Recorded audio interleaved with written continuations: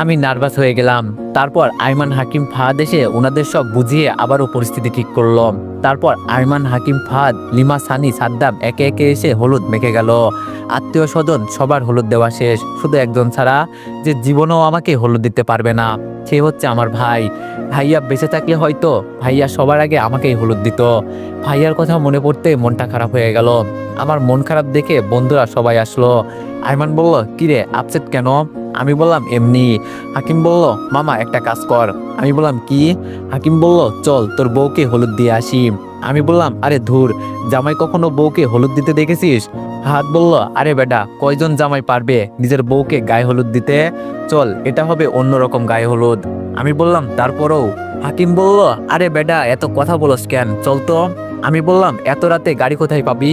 আইমান বলল, গাড়ি লাগবে না, বাইক আছে, আমারটা আর ফাহাদেরটা নিলেই হয়ে যাবে। আমি বললাম, আচ্ছা ঠিক আছে চল। এরপর বাইক নিয়ে আমি আর হারামিগুলো অবন্তীর বাসার দিকে রওনা দিলাম। পুরো রাস্তা ফাঁকা, গভীর রাত হওয়ায় রাস্তায় গাড়ি তেমন নেই। স্পিডে চালিয়ে অবন্তীদের বাসার সামনে চলে গেলাম। গেট পার হয়ে ভিতরে গেলাম।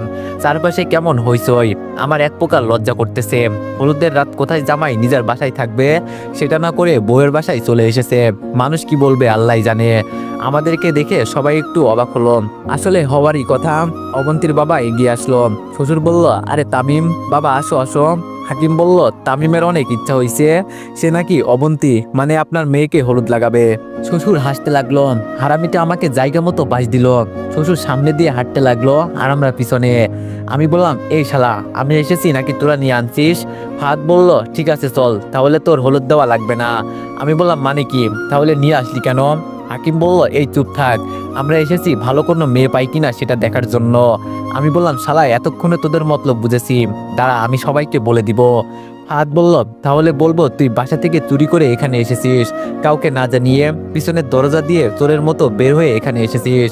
আমি বললাম, ব্ল্যাকমেল করছিস? আইমান বলল, এই চুপ থাক, আগে ভিতরে চল। ভিতরে গেলাম। সবাই অবন্তীকে হলুদ লাগাতে ব্যস্ত। আমাদেরকে দেখে একটু টাস্কি খেলো। ভিতরে গিয়ে বসলাম। অবন্তীর হলুদ লাগানো প্রায় শেষ পর্যায়ে, আর কয়েকজন বাকি আছে। অবন্তীর আত্মীয়রা সবাই এসে আমাদের সাথে কথা বলতে শুরু করলো। যথেষ্ট আপ্যায়ন করা হলো। অবন্তী আমাকে দেখে বারবার তাকাতে লাগলো, আর অবন্তীর দিক থেকে চোখ অন্য কোথাও ফিরাচ্ছি না, কারণ অবন্তীকে অসাধারণ লাগছে। আমরা গিয়ে কয়েকটা চেয়ার নিয়ে বসলাম। আমাদেরকে হলুদ দেওয়ার জন্য ডেকে নিল। প্রথমে সাদ্দামকে পাঠালাম, তারপর ফাহাদ, হাকিম, আইমান, সবশেষে আমি গিয়ে অবন্তীর পাশে বসলাম। কানে কানে বললাম, সারপ্রাইজটা কেমন দিলাম? অবন্তী মুচকি মুচকি হাসছে। একটু পর হাকিম এসে আমাদের কানে কানে বলল, পাটির মধ্যে যতগুলো হলুদ আছে সবগুলো একসাথে মাখাবি, যদি একটুও কম হয় তাহলে এখানে চিৎকার দিয়ে এমন বাজ দিব কল্পনাও করতে পারবি না। আমি পুরো আবুল হয়ে গেলাম। বাকি হারামিগুলোর দিকে তাকালাম, ওরা ইশারায় সেটাই করতে বলল। আমি কি করব বুঝতে পারছি না। এমন সময় অবন্তী একটা মিষ্টি আমার মুখের সামনে তুলে ধরে আমার দিকে তাকিয়ে মুচকে একটা হাসি দিল। আমি খেয়ে নিলাম, তারপর ওরেও খাইয়ে দিলাম।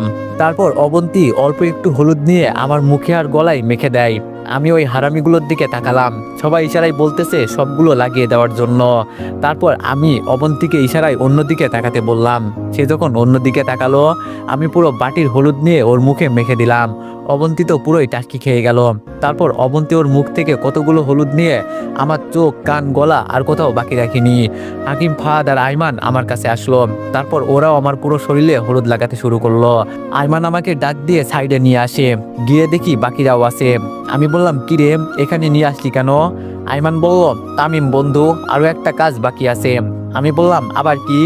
হাত বলল, তুই অবন্তীকে কোলে নিয়ে রুমে নিয়ে আসবি। আমি বললাম, মানে কি? এত মেহমানের সামনে ওরে কোলে নিয়ে সবাই কি বলবে? হাকিম বলল, আরে বেটা, লোকে বলুক, তাতে তোর সমস্যা কোথায়? তুই তোর বউকে কোলে নিবি। আমি বললাম, আরে না, এটা হয় না। হাত বলল, হবে হবে, সব হবে। আমি বললাম, কেমনে? হাকিম বলল, সবার সামনে গিয়ে বলবো আপনাদের আদরের জামাই এখানে আসার আগে মদ খেয়ে এসেছে, যার কারণে এগুলো করতেছে। আমি বললাম, মানে কি? সবাই তো জানে আমি ভালোবেসে এগুলো করছি। হাত বলল, তোর ভালোবাসার উপর একটু পরেই ঠাডা পড়বে। আমি বললাম, না ভাই, এগুলো করিস না, আমার একটা ইজ্জত আছে। হাকিম বলল, তোর ইজ্জতের গোষ্ঠী কিলাই, যেটা বলছে সেটা কর। আমি আইমানকে বললাম, তুই অন্তত আমাকে সাপোর্ট দে। আইমান বলল, আরে রাখ তোর সাপোর্ট, ওরা যেটা বলছে সেটাই কর। আমি বললাম, এই সাদ্দাম, তুই অন্তত আমার পক্ষে থাক। সাদ্দাম বলল, আমি তোর পক্ষে থাকি আর ওরা সবাই আমাকে মারুক, দরকার নেই ভাই, ওরা যেটা বলছে সেটাই কর। পড়ে গেলাম মাইনকে সিপাই। আমি বললাম আচ্ছা দাঁড়া একটু পর। আইমান বলল আগে স্টেজে চল। তারপর আমরাও স্টেজের সামনে আসলাম, দেখলাম অবন্তী ওর কাজিন আর বান্ধবীদের সাথে নাচতেছে। আমি ওর দিকে তাকিয়ে আছি। আইমান বলল কিরে তুই নাচবি নাকি? আমি বললাম আর বাই দিস না ভাই, এমনিতেই যেগুলো দিছোস সারা জীবন মনে থাকবে। হাকিম বলল এই তামিম মামা এবার যা, সবাই বাসায় চলে যাচ্ছে। আমি বললাম একটু পর যাই। ফাহাদ বলল শালা এখন যাবি না হলে? আমি বললাম না না ভাই যাচ্ছি। শালা তোরা বন্ধু নামের শত্রু, এত সুন্দর করে সাজিয়ে আমাকে 22 দিবি কল্পনাও করিনি। যাই হোক 500 গ্রাম সাহস নিয়ে অবন্তীর সামনে গেলাম।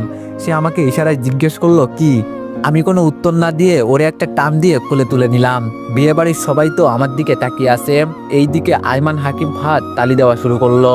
ওদের তালি দেওয়া দেখে বাকিরাও তালি দেওয়া শুরু করলো। অবন্তী লজ্জায় লাল হয়ে যায়, তারপর আমার বুকে মাথা লুকিয়ে ফেলে। আমি অবন্তীকে কোলে নিয়ে ওর রুমে নিয়ে গেলাম, খাটের উপর রাখলাম। তারপর আস্তে আস্তে ওর কাছে গেলাম। অবন্তী বলল ওই কি করো?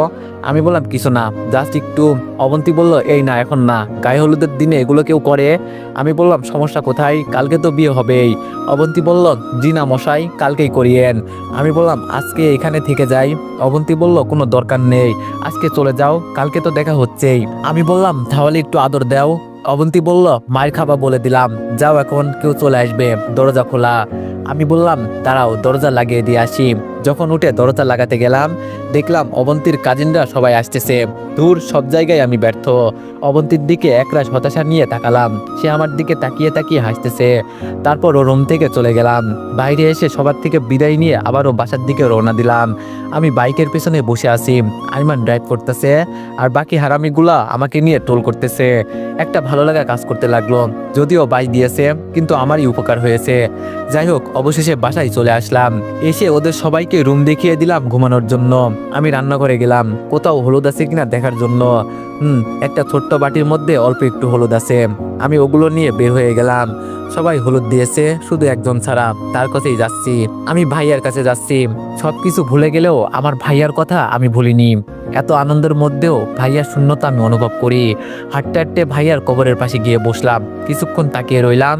তারপর বলতে শুরু করলাম ভাইয়া কেমন আছিস? আমি জানি তুই অভিমান করে আছিস, প্লিজ ভাই অভিমান করিস না। আমি ব্যস্ত ছিলাম তাই আসতে দেরি হয়ে গেছে, কিন্তু বিশ্বাস কর তোর কথা আমার মনে ছিল। ভাইয়া তুই তো জানিস আজকে আমার গায়ে হলুদ। সত্যি বলতে আজকে গায়ে হলুদের কোনো কথাই ছিল না, কারণ আমার বিয়েটা অনেক আগেই হয়ে গেছে। অনুষ্ঠান ছাড়া হয়েছে, কিন্তু ছোটবেলায় ইচ্ছা ছিল, আর অবন্তীর জন্যই এই অনুষ্ঠানটা করতেছি। ভাইয়া সবাই তো আমাকে হলুদ দিল, তুই দিবি না? জানি তুই অভিমান করে আসিস, কারণ আমি তোর অবন্তীকে বিয়ে করছি তাই। কিন্তু বিশ্বাস কর আমি জীবনেও কল্পনা করিনি এমনটা হবে। আমারও ইচ্ছা ছিল তোর মতো ভালো চাকরি পেয়ে তারপর মেয়ে দেখে বিয়ে করব, তোদের পছন্দের মেয়েকেই বিয়ে করব, এটাই ইচ্ছা ছিল। আমি সবসময় ভাবতাম আমার বিয়েতে তুই কি পরিমাণ ব্যস্ত থাকবি।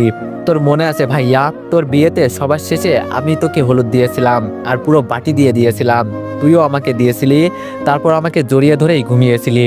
আজকে যখন আমি অবন্তীকে পুরো হলুদ মেখে দিলাম, তখন অবন্তীর চেহারায় আমি তোকে দেখেছিলাম। জানিস ভাইয়া আমার বুক পেটে কান্না আসতেছিল, কিন্তু কাউকে কিছু বুঝতে দিইনি। ভাইয়া তুই তো আমাকে হলুদ দিতে যাসনি, তাই আমি চলে আসছি। দিবি না ভাইয়া আমাকে হলুদ? দেখ সত্যি আমি আসছি, নিবি না আমাকে বুকে জড়িয়ে? ডাকবি না তামিম বলে? আর একবার ডাক না ভাইয়া, তোর মুখ থেকে আবার তামিম ডাকটা শুনতে ইচ্ছে করছে। দে না ভাইয়া আমাকে হলুদ লাগিয়ে, অল্প একটু দে ভাইয়া। আচ্ছা তোর দেওয়া লাগবে না, আমি তোকে লাগিয়ে দিচ্ছি। তারপর বাটি থেকে হলুদগুলো নিয়ে কবরের উপর ভাইয়ার মুখ বরাবর মেখে দিলাম। না পারলাম না চোখের পানি ধরে রাখতে, চোখের সামনে সবকিছু ঝাপসা দেখতে লাগলাম। আমি ভাইয়ার কবরের কাছে বসে আছি, এমন সময় আব্বু কল দিল। আব্বু বলল কিরে কোথায় তুই? আমি বললাম এই তো বাইরে আসছি। আব্বু বলল একটু পর ফজরের আজান দিবে, তুই বাইরে কি করিস, তাড়াতাড়ি বাসায় আয়। আমি বললাম আসছি। কল কেটে দিল। আমি ভাইয়ার পাশে আরো কিছুক্ষণ বসে রইলাম, তারপর উঠে বাসার দিকে হাঁটতে শুরু করলাম। কিন্তু মনে হচ্ছে ভাইয়া আমাকে যেতে দিচ্ছে না, পিছন থেকে টানতেছে। আসলে আমার ভাইয়া আমাকে যেতে দিচ্ছে না, কারণ আমি জানি এখানে আমার ভাইয়া খুব একা। যে ভাই বাসায় থাকতে আমাকে ছাড়া ঘুমাতো না, রাতে কোথাও গেলে আমাকে সাথে নিয়ে যেত, ভূতের ভয়ে বেশি রাতে বাসার বাইরে থাকতো না। সেই ভাই এখানে একা একা কি করে থাকবে? আমি স্বার্থপরের মতো হাঁটা দিলাম। ভাইয়ার কথা যত মনে পড়ছে ততই চোখ দিয়ে পানি বের হচ্ছে। অতঃপর আমি বাসায় চলে আসলাম, বাবার সাথে কথা বলে নিলাম। বাবা হয়তো বুঝতে পেরেছে আমি কোথায় গিয়েছি, কারণ পাঞ্জাবিতে মাটি লেগে আছে। বাবা কিছুক্ষণ তাকিয়ে থাকলো, ওনার চোখেও আমি স্পর্শ পানি দেখলাম। তারপর বলল, যা বাবা, অনেক রাত হয়েছে, ঘুমিয়ে পড়। আমি কোনো কথা না বলে রুমে গিয়ে আইমানের পাশে ঘুমিয়ে গেলাম। সকালে ঘুম ভাঙলো অবন্তীর কলে। অবন্তী বলল, কি ব্যাপার, নতুন জামাই ঘুমাচ্ছে নাকি? আমি বললাম হুম। অবন্তী বলল, ভালো ভালো, এখন উঠে যাও, অনেক কাজ আছে। আমি বললাম রেডি হবে কখন? অবন্তী বলল, মাত্র উঠলাম, কিছুক্ষণ পর পার্লারে যাব, সেখান থেকে সোজা কমিউনিটি সেন্টারে। আমি বললাম আচ্ছা ঠিক আছে। অবন্তী বলল, তাড়াতাড়ি উঠে যাও, আব্বু আম্মুকে একটু হেল্প করো। আমি বললাম ওকে। অবন্তী বলল, আচ্ছা রাখি এখন। অবন্তী কল কেটে দিল। আমি হারামিগুলোর দিকে তাকালাম। একটা শরীর খাটে, পা ফ্লোরে, সাদ্দাম হাঁ করে আছে, হাকিমের লুঙ্গি মাথার উপরে উঠে গেছে। আরমানের মোবাইলটা নিয়ে সবার একটা ছবি তুললাম। শালারা এতদিন আমাকে বাই দিয়েছে, এবার দেখ আমি তোদের কিভাবে বাই দিই। ছবি তুলে ওদের ডেকে দিলাম। আমি চলে গেলাম ফ্রেশ হতে। বাইরে এসে দেখি সবাই উঠে গেছে। আমি গিয়ে নাস্তা করে আবার রুমে আসলাম। কমিউনিটি সেন্টারে কল দিলাম কি অবস্থা জানার জন্য। সেখানে আব্বু আর মামা আছে। যাক, তাহলে আর কোনো সমস্যা নেই। হারামিগুলো এখনো ঘুমাচ্ছে। লাঠি দিয়ে সবাইকে তুললাম, ওরা উঠে গেল, নাস্তা করে নিল। লিমা সানিকে দেখতেছি না, তাই কল দিলাম। আমি বললাম, কিরে কই তোরা? লিমা বলল, আমরা তো কালকে রাতেই চলে আসছি, তোকে খুঁজতেছিলাম কিন্তু কোথাও পাইনি। পরে আঙ্কেল আন্টিকে বলে চলে আসছি। আমি বললাম, ও আচ্ছা, তো এখন চলে আয়। লিমা বলল, না রে, আমরা সেন্টারে থাকবো। আমি বললাম আচ্ছা ঠিক আছে, তাড়াতাড়ি আসিস। হারামিগুলা নাস্তা করে আসলো। আইমান বলল, তামিম। আমি বললাম, বল। আইমান বলল, তোর তো দুলাভাই নাই। আমি বললাম, না, কেন? হাকিম বলল, তোরে গোসল দেওয়ার জন্য। আমি বললাম, আমার গোসল কেন দুলাভাই দিবে? ফাহাদ বলল, আরে বিয়ের গোসল দুলাভাইরা দেয়। আমি বললাম, আমারটা আমি দিব। হাকিম বলল, চল আমরা দিয়ে দিচ্ছি। আমি বললাম, তোরা কেন দিবি? আইমান বলল, চুপ থাক, চল এখন। ওরা জোর করে নিয়ে গেল। তারপর টাউটারি করতে করতে গোসলটা শেষ করলো। রুমে এসে ফাটাফাটি করে রেডি করে দিল। আয়নায় নিজেকে দেখে নিজেই ক্রাশ খেলাম। কিছুক্ষণ পর এই হারামিগুলো আমার সামনে এসে, তো এভরিওয়ান, নেক্সট পার্টের জন্য সবাই একটু বেশি বেশি লাইক আর কমেন্ট করে দিও। ধন্যবাদ।